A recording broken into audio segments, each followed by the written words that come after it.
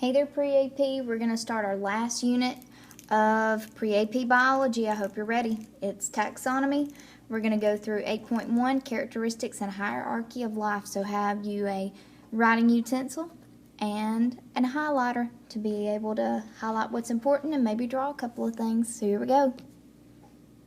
Alright, so let's highlight the statement that I have on my slide. All living things are composed of cells. If you're living, you're made of cells. We're going to find out that viruses, in just a second in the next video, that viruses are not considered to be living things because they are not composed of cells.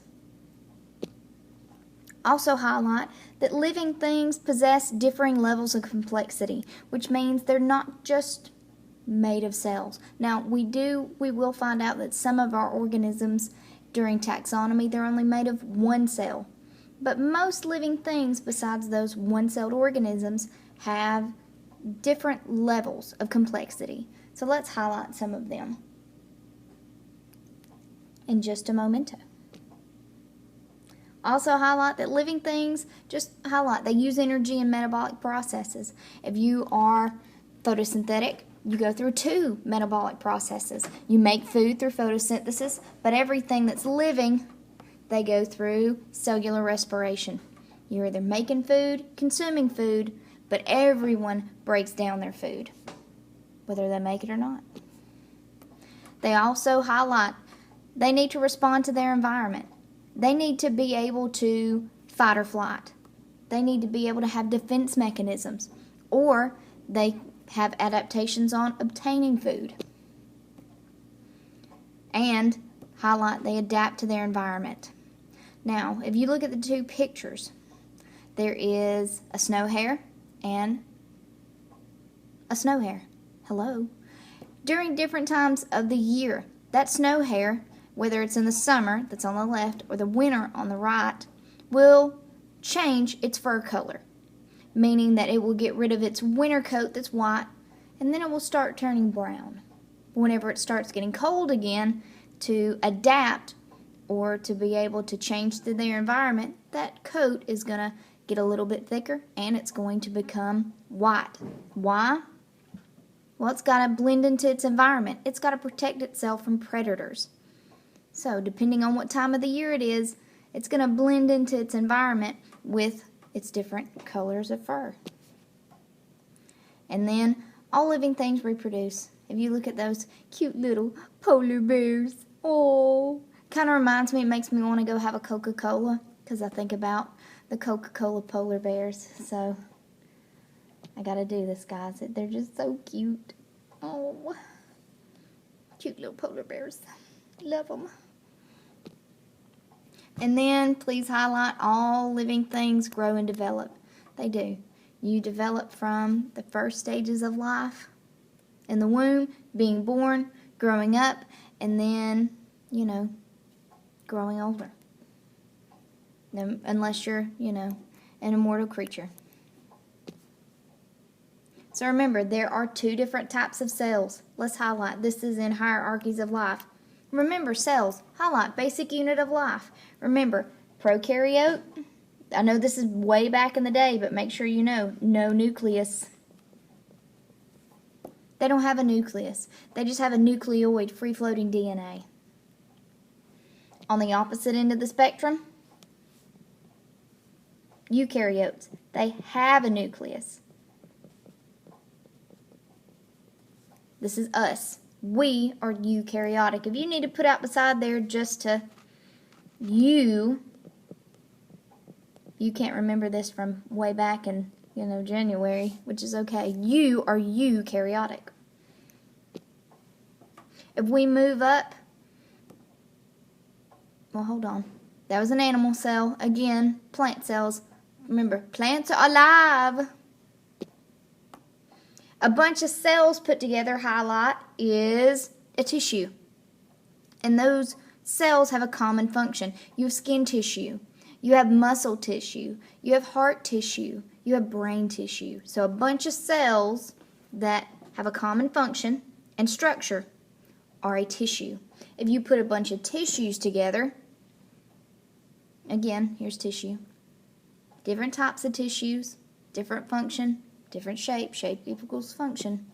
You put a bunch of those tissues together, again, you're going to get an organ. So if you put all the brain tissue together, you get an organ. And they work together.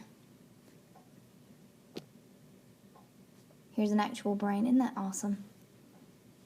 That is responsible for everything about you, from breathing, your heart beating, being able to respond to things.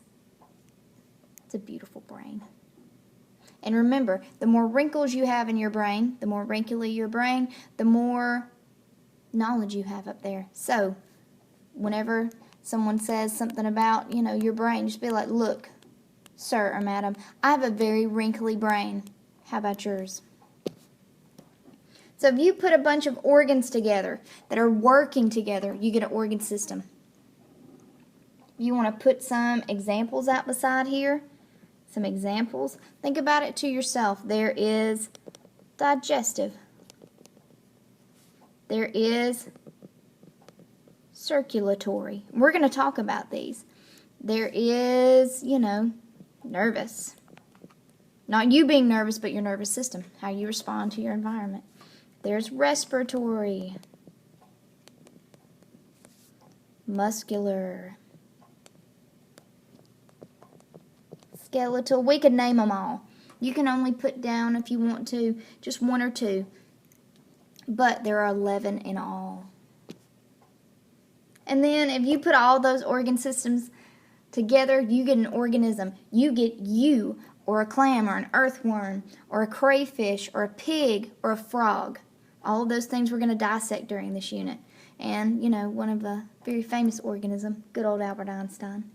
Now, if we put a bunch of organisms together, we kind of learned about this in ecology. You get a population. Remember, populations highlight same species, same place, same time, and again, they're showing reproduction. They're creating new organisms. You put a bunch of different species together at the same place, at the same time, they're interacting. Somebody's getting eaten. Maybe they're competing. Maybe they're in a mutualistic relationship. Maybe one of them sucking the life out of the other one in parasitism. It's a community. You put a bunch of communities together along with abiotic factors like climate, rain, soil. You get an ecosystem. You put all your ecosystems and your biomes together. You get the biosphere, our planet. All right, moving on. Now, Carlos Linnaeus. He's our big science guy. So please highlight. We'll just call him Linnaeus because any scientist, we just call them by their last name. Linnaeus, father of taxonomy. He lived back in the 1700s. And what taxonomy is, highlight. It's the science of species classification. There were originally 2 kingdoms. Please highlight. There used to be, Linnaeus thought there was only 2 kingdoms. Plants and animals. So plantae and animalia. He came up with a system called binomial nomenclature. Highlight that means that, it's a 2 naming system. Bi means 2, nomial name, nomenclature, name. What that is it's genus species. So please highlight genus is written first. It is capitalized just like in my example on my slide. The second name, I'm just going to highlight it. So first name, Homo, genus part. Sapien, species. If you notice, this is italicized because it has been typed. If it was handwritten, you would underline it. But you would always capitalize genus and keep sapiens, that species name, it will always be lowercase. And where in the world do these words come from? Highlight, this whole name is written in Latin. So Latin is a dead language, but the reason that we love Latin so much is because Latin explains what something does, its function, or what it looks like, its structure. So it can tell us a lot of things about an organism or some process that is happening. We still use it. So highlight, Latin is used because it's a dead language, meaning why we love it so much, it won't change. It's not like English or any other language where you have slang terms. This language will never change. That's why we love it. Alright, so if you would also please highlight current levels. Levels are also considered to be called taxons of classification. So let's get on to our levels of classification.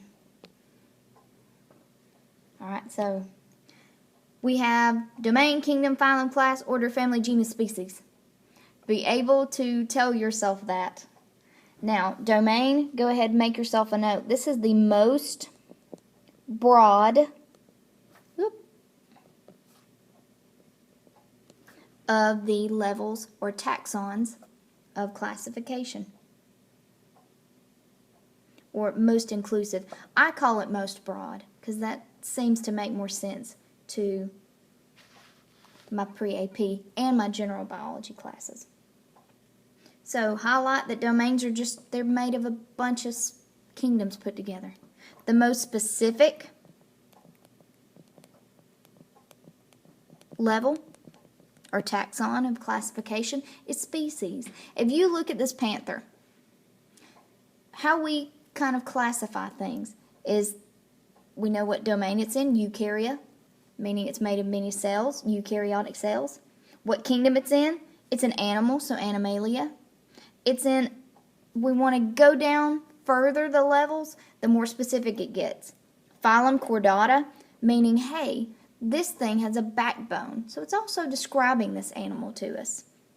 Class, what's a mammal? It has certain characteristics, like it has mammary glands.